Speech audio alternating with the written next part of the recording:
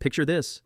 A soccer fan lands in Houston for the World Cup, gets hugged by three strangers before breakfast, and then reads a headline saying federal agents might be watching the stadium gates. That is the real story of the 2026 World Cup in America right now, and it is a lot stranger than the fairy tale version floating around online. For years, Europeans swapped the same tired warning before flying to the United States. Stay alert, they said. It is a war zone. Guns everywhere, gangs on every corner, cities crumbling into ruin. That image came from nightly news broadcasts on networks like the BBC and CNN, stitched together from the worst clips they could find. Then millions of fans actually showed up for the World Cup. And something strange happened. Nobody got shot. Nobody got mugged. Instead, they got hugged by strangers, handed free chips and salsa before they even opened a menu, and invited onto a stranger's boat for breakfast because he saw their video online the night before. That last part actually happened to a traveler in Houston, and he still cannot quite believe it. A man he had never met sent him a message saying he was heading out on his boat the next morning and asked if he wanted to come along. No catch, no payment, just an invitation. In most countries, that kind of generosity gets you suspicious looks. In Texas, it is a Tuesday. The food alone breaks every stereotype visitor's packed in their suitcase. A Japanese traveler walked into a Mexican restaurant expecting to order and wait, and instead watched a basket of chips and a bowl of salsa land on the table before he had said a word. He asked the waiter what he owed for it. The waiter laughed and told him it just comes with the table. Where he is from, hospitality works like a loan you eventually repay with interest. In Texas, the gift shows up before anyone has proven they can even pay for dinner. Then there is the barbecue, which locals treat less like a meal and more like scripture. Brisket smoked low and slow over oak for something close to a full day, jalapeno sausage, ribs falling off the bone, mac and cheese rich enough to embarrass a French bistro. One European taster admitted the only Texas barbecue he had ever eaten happened to be the best barbecue he had ever eaten, full stop. Meanwhile, a pair of tourists finally caved to online pressure and tried fries dunked in a chocolate milkshake at 10 in the morning, the way locals swear it was meant to be eaten since the idea started at a fast food chain decades ago. Their verdict delivered through laughter. Shockingly, ridiculously good. None of that surprises anyone who has spent real time in American small towns, where a stranger will pull over in pouring rain and drive you home without asking for gas money, where a gym owner waves a broke traveler through the door for free because he liked their energy, where a cashier actually wants to know if your day was rough or great. A small town in Kansas once quietly adopted an entire visiting national team as their own just because the players seemed far from home and a little lonely. That is the version of America millions of World Cup visitors are posting about between games this summer, and it looks nothing like the collapsing, dangerous country described on European television. But here's where the story gets complicated, because the same tournament producing all those heartwarming videos is also sitting at the center of one of the messiest political fights football has seen in years. The 2026 World Cup is being co-hosted across 11 cities in the United States, along with venues in Mexico and Canada, running from June through mid-July. It is the biggest edition in the tournament's history, expanded to 48 national teams for the first time. And almost from the moment the United States won hosting rights, the tournament became tangled up with the return of Donald Trump to the presidency. Trump has leaned into the spotlight hard. He stood on stage for the group draw earlier this year to receive a trophy, and he has treated the tournament as something close to a personal showcase, according to commentary from European outlets watching the build-up closely. FIFA President Gianni Infantino has not exactly discouraged that framing. Infantino handed Trump a so-called Peace Prize last year, reportedly as something of a consolation gesture after Trump did not receive the Nobel Peace Prize he had been angling for. Infantino has also worn a campaign-style cap associated with Trump's movement and joined a board tied to the administration, moves that critics argue blur the line between running a global sport and courting a head of state. One editorial bluntly accused FIFA of ushering in an era of what it called Trumpism in sports, and pointed out that Mexico and Canada, the other two World Cup hosts, have barely gotten a mention while Trump dominates the coverage. That closeness has drawn fresh scrutiny just this month, with new financial disclosure filings showing Infantino gave Trump tickets to last year's FIFA Club World Cup worth around $15,000, adding fuel to European lawmakers already pushing for an inquiry into the Peace Prize episode. The much bigger flashpoint, though, is immigration enforcement. Reports earlier this year revealed that the Trump administration was weighing whether to station Immigration and Customs Enforcement agents, commonly known as ICE, at World Cup stadiums as part of the security plan. The acting head of ICE told a congressional committee back in February that agents would be present for what officials called security purposes, without ever fully clarifying whether that meant checking documents or conducting raids. The White House stayed largely silent when reporters pressed for specifics, and that silence did more damage than almost anything else. By springtime, the pressure had built to the point where FIFA itself reportedly began weighing whether to formally ask Trump for a full pause on ICE operations nationwide for the duration of the tournament. According to reporting from The Athletic and later The New York Times, Infantino was said to be seriously considering delivering that request directly. Inside the United States Senate, lawmakers voiced open worry that the mixed signals could scare fans away entirely. One senator put it plainly, saying he feared the president's own comments and his administration's enforcement actions might keep international soccer fans from ever showing up to the games they had already paid to attend. More than 120 immigrant rights organizations did not wait around for FIFA to sort it out. They issued a joint warning aimed at the roughly 10 million visitors expected to travel through host cities, cautioning that people could face serious rights violations under the administration's current enforcement posture. Around the same time, a fact-check effort looked into viral claims that thousands of fans were canceling their World Cup tickets outright over fear of ICE. FIFA denied it outright, calling the mass cancellation rumor fake news, and immigration law experts interviewed said it seemed unlikely ICE would actually detain fans who entered the country legally, since doing so would be a public relations disaster for an administration trying to sell the tournament as a triumph. Still, the same reporting confirmed something less rumor and more fact. An ICE agent in Minneapolis fatally shot a 37-year-old American citizen months before the tournament began, an incident that triggered protests and made plenty of visitors nervous, regardless of what officials promised about stadium security. By June, as the opening matches kicked off, Homeland Security officials were publicly trying to calm things down. The Homeland Security Secretary told television interviewers there were no plans for mass immigration enforcement sweeps at the games, insisting federal agents were there strictly for security coordination, while local and state police handled the bulk of the actual crowd work. That reassurance came only after reports surfaced of a Somali soccer referee being denied entry to the country days before he was due to work World Cup matches, a story that spread fast through soccer circles and did little to settle nerves in immigrant communities already on edge after a year of aggressive raids in several host cities. Then there is the travel ban, which is not a rumor at all, but a documented policy. Earlier in the year, the administration issued a broader travel restriction covering a list of countries, and 4 of the affected nations happened to have national teams that qualified for this World Cup: Iran, Haiti, Senegal, and Ivory Coast. Athletes, coaches, and essential team staff were carved out with exemptions so the teams could still compete, but ordinary fans from those countries were left in limbo, unable to secure the same kind of entry. Tourist visas for short visits from most other nations, meanwhile, remained unaffected, so a fan from Brazil or most of Europe could still book a flight and attend without much trouble. Iran's situation turned into its own strange subplot.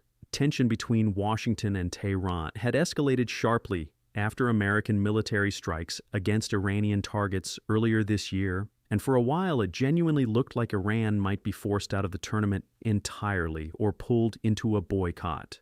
Infantino reportedly worked behind the scenes, shuttling messages between Washington and Tehran to keep Iran in the competition. The compromise that emerged was almost unheard of. Iran's matches were shifted to Tijuana, just across the border in Mexico, with the squad flying in only the day before each game and flying back out immediately afterward, never actually setting foot in the host country they were nominally there to compete in. When Iran was eliminated from the tournament this past week, the Homeland Security Secretary openly said in a press appearance that he, in his words, danced a happy dance at the news, a comment that landed about as awkwardly as it reads, given that his own department was overseeing security for the very team he was celebrating losing.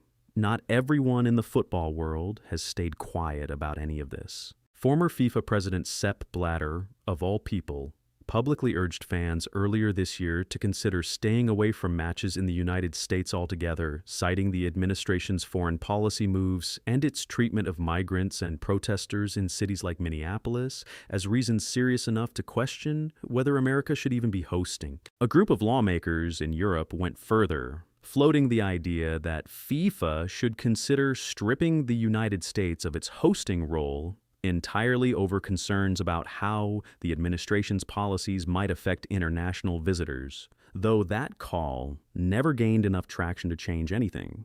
Human rights organizations monitoring the tournament have described the entire situation as a form of sports washing, arguing the glitz of the games is being used to soften the image of policies that would otherwise draw far more criticism on their own. So where does that leave the actual experience on the ground, the one showing up in tourist videos every single day?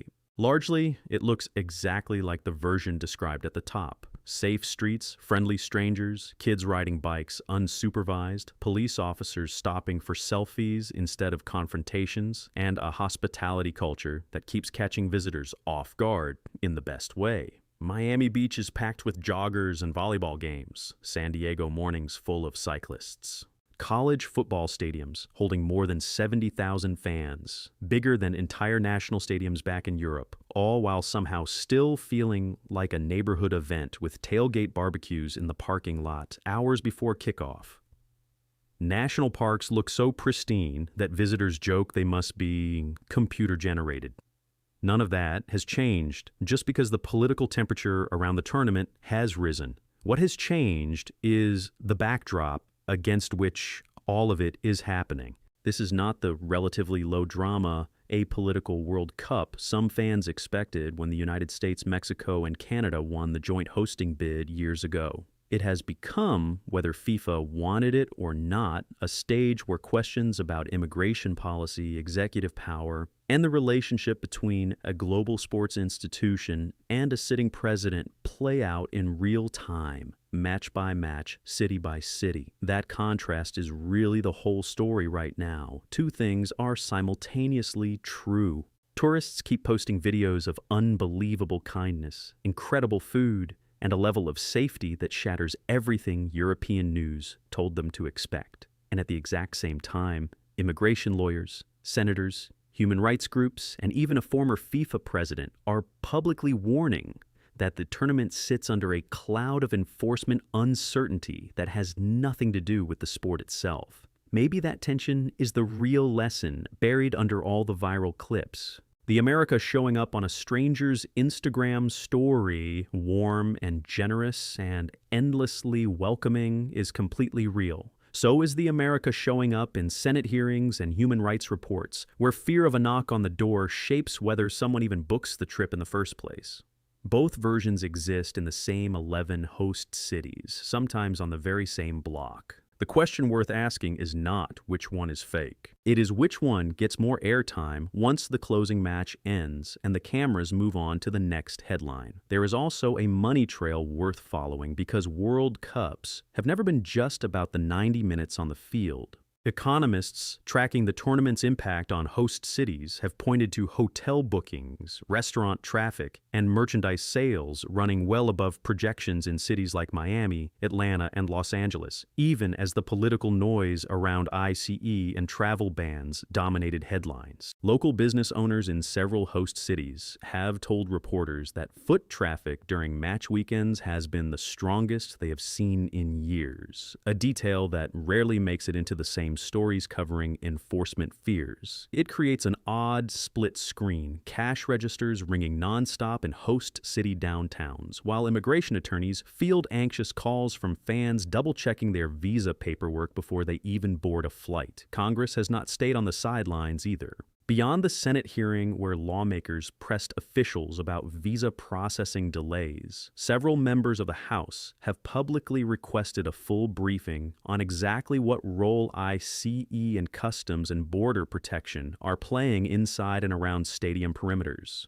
Some of that pressure came from representatives whose own districts include host cities, worried that heavy-handed enforcement near a stadium gate could turn into a public relations nightmare broadcast to a global television audience measured in the billions. Homeland Security officials have repeatedly said local police departments, not federal immigration agents, are handling the vast majority of stadium security. But that message has taken time to cut through months of conflicting signals from earlier in the year. Meanwhile, FIFA's own credibility has taken hits from multiple directions at once. Beyond the ticket disclosure controversy involving Infantino and Trump, journalists covering the federation have noted a pattern of the organization avoiding direct criticism of any policy connected to the American administration, even as it has been quicker to comment on political controversies involving other host nations in past tournaments. Longtime FIFA watchers describe this as a shift in how the organization manages its relationship with powerful host governments, prioritizing smooth optics over the kind of independent oversight it has claimed to champion in previous years. That perception problem has not been helped by Infantino appearing at multiple Trump administration events wearing campaign-branded gear, a choice that continues to draw criticism from federations and fan groups in countries less enthusiastic about the current American government. On the ground, the referee incident out of Somalia has become something of a flashpoint symbol for immigrant advocacy groups, who point to it as proof that even credentialed World Cup officials are not immune to the uncertainty gripping the broader system. Soccer federations from several countries have reportedly begun advising traveling staff and fans to carry extra documentation and allow additional buffer time at airports, a precaution that would have seemed unthinkable for a World Cup host just one tournament cycle ago. Some travel agencies specializing in soccer tourism have added entire sections to their client briefings, covering what to do if stopped by immigration officers, guidance that used to be reserved for trips to far more restrictive destinations. Still, none of that friction has stopped attendance numbers from climbing past even FIFA's own early projections. Officials have pointed to figures well north of 3.5 million international visitors already having crossed into the country for tournament-related travel, with more expected before the final whistle blows in mid-July. That volume alone has kept hotels near capacity in most host cities, and pushed local transit systems to run expanded schedules just to keep up with matchday crowds. It is, by nearly every measure, one of the most attended World Cups in history, even with a political cloud that would have made plenty of tournament organizers in past decades nervous enough to scale back expectations. What happens after the trophy gets lifted remains an open question. Immigration attorneys tracking the situation say they expect scrutiny of the administration's enforcement choices during the tournament to continue well past the closing ceremony, particularly if any high-profile detention or deportation case connected to a fan or visiting official surfaces once media attention shifts elsewhere. Human rights groups monitoring the situation have signaled they plan to publish a full post-tournament report assessing whether the promises made about limited enforcement actually held up in practice, a document that could shape how future hosts and future American administrations handle the balance between security and welcome. For now, the matches keep being played, The stadiums keep filling up, and millions of visitors keep posting videos of a country that feels far friendlier than the one described in the headlines running right alongside their vacation photos. Would you still book that trip knowing both sides of the story? Or does the political noise change how you would experience the same friendly stranger, the same free chips and salsa, the same stadium roaring under the lights? That is the real debate this World Cup has forced into the open, whether anyone in charge of it wanted that conversation or not.